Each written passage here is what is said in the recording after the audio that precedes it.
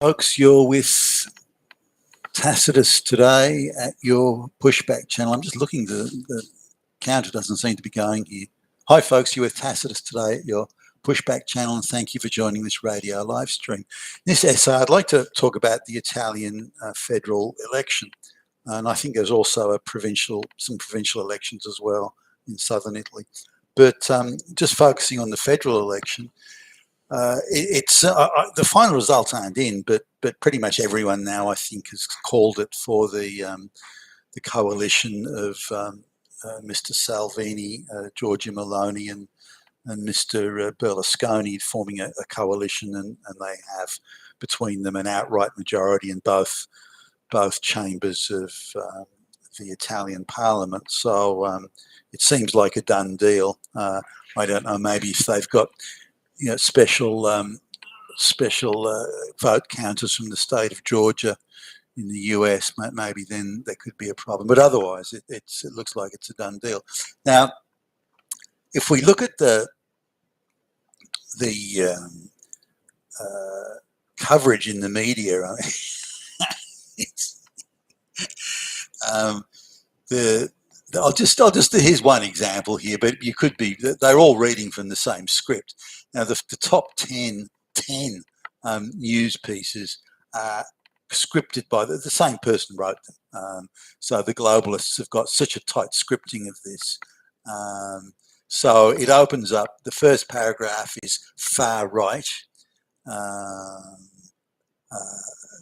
most right-wing government since Mussolini, the fascist Mussolini, evil Mussolini, and they're like he is. They're just as bad. So this is the Europe is alarmed. Europe is alarmed by this far right extremists.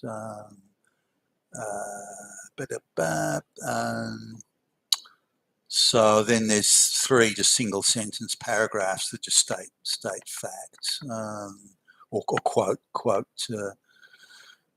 a in this case Ms. Maloney, the new Prime Minister. So then we're to the fifth paragraph now, and she's together with far right, and again, since World War II, since Mussolini, that's thrown in again just to keep on juicing it up. So these people have worked hard to soften their image, but hey, hold on a minute. They're using anti-EU rhetoric. Bad. Ooh, anti-EU rhetoric. Well, fucking Hitler there. I mean, gee whiz. And again, the reference here, the politics rose out of dictator, fascist dictator Benito Mussolini and his black shirt fascists. Oh, go in there again for another one. So, and then she did a speech where, wait for this, look at the wickedness here, the evilness here. The new Prime Minister saying that she agrees with the mum dad family. She says no to being the LGBT lobby, which she's actually mentioned as way over the top and worse than the fascists. They don't mention that here, so they're homophobes. They're homophobes. That they support heterosexual families and they're homophobes. And they don't like the idea of people that can just transition to another sexual identity. So they're fucking Nazis again. No to gender ideology, which as we know, gender ideology, it's only equality. And do you oppose equality, you fucking Nazi? And she says no to violent Islamics coming to Italy. Well, Islamophobia and another fascist thing. And then she wants secure borders and no mass migration. Oh, fucking Hitler, Mussolini, and can you even express so much evil? The evil here, saying no to mass migration of illiterate peasants coming to Italy. Oh. She makes Hitler look like a fucking choir boy. I mean, seriously, this is how bad these people are. And this is a major journal here. And then she says no. This is allegedly no to international finance and EU bureaucrats. Well, that's yeah. I mean, she's not Hitler once, not twice, not thrice, but a million times over.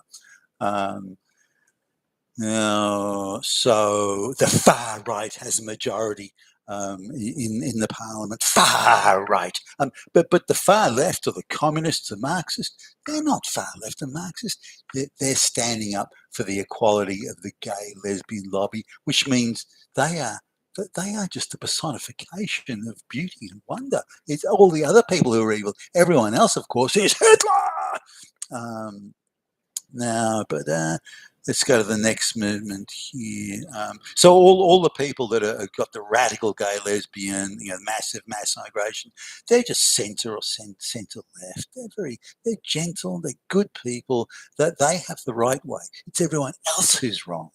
Um, so now then that the legitimacy of the election, which is always a globalist play, when they lose, the elections are illegitimate. If they win, the elections, no matter how badly conducted, are legitimate.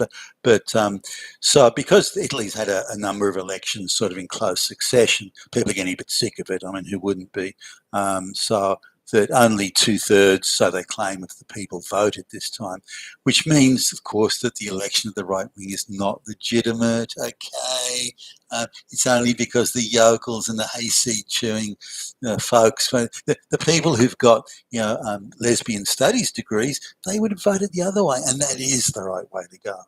So now, so this puts this government here close to the evil Viktor Orban of Hungary, who is a fascist Nazi, Hitler. Um, and by the way, she's really friendly with Vladimir Putin. Yeah, really friendly with Putin. How evil can you fucking get? So we've got to really call into question her judgment over the evil Russia. Now she wants to do some reforms to relieve the cost of energy on Italian citizens. Oh no! She actually thinks she's the Italian prime minister, and she thinks she represents the Italian people. You fucking Nazi! There's no more Nazism than that. I mean, we're back to Hitler again here. So then we go to the next, and then coming back again to Hungary, she shares a common vision with Hungary. It's alleged evil, right-wing, far-right extremist, fascist, Nazi. Then she apparently spoke to a far-right, again, far-right, a far-right rally in France, and this person too has association with Nazis and fascists. Was on personal friendly terms with Hitler, and we're bestie buddies at primary school. Hey, and so another connection with Nazism. How many connections with Nazism and fascism can you have? I mean, is it possible to have this many?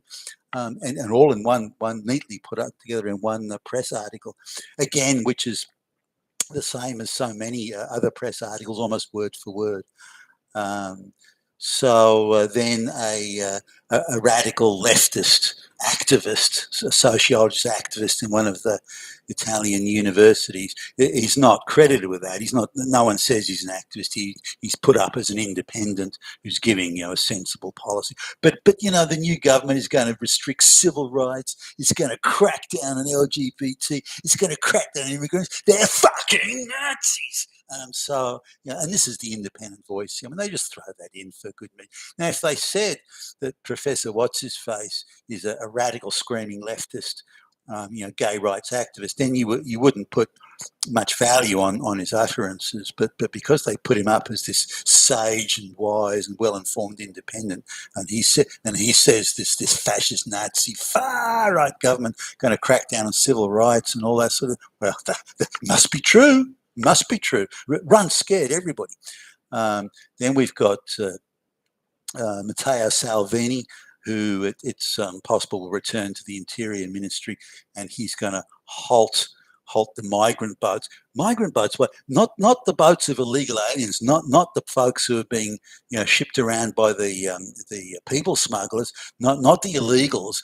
No. He's going to be stopping legitimate migrants. Can you imagine this? Women with little babies, and all they want is a better life. And these evil fascists is going to try and stop them. I mean, this is terrible. I mean, somebody go to the United Nations and get this motherfucker dealt with.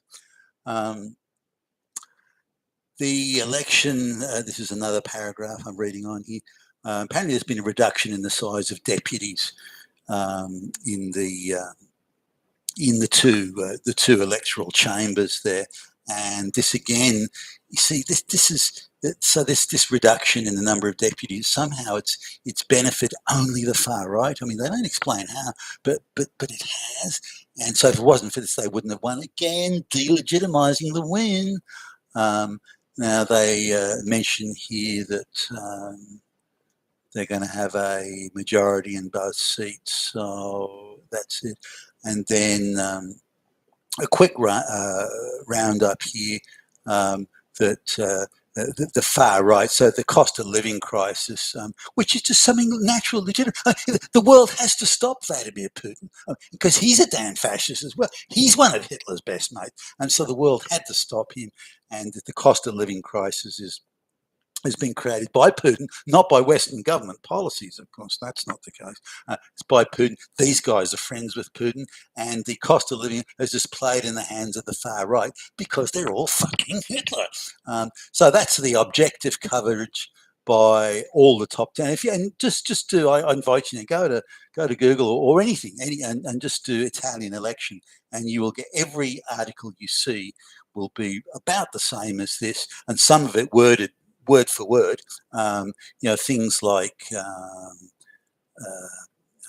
most right-wing government since Mussolini, for example, fascist Mussolini, that is appearing in every article that I've read so far. So that, I mean, if it's not being centrally scripted, I don't know what is. So that's it. They're attacked as being Nazi fascist and delegitimizing the win as being not legitimate, so not a legitimate government. So have a little look yourself on these, but it looks, as I say, a done deal that they've won, and I hope they stick to it. I hope Signor Salvini really cracks down hard on these illegals and the people smuggling and the trafficking.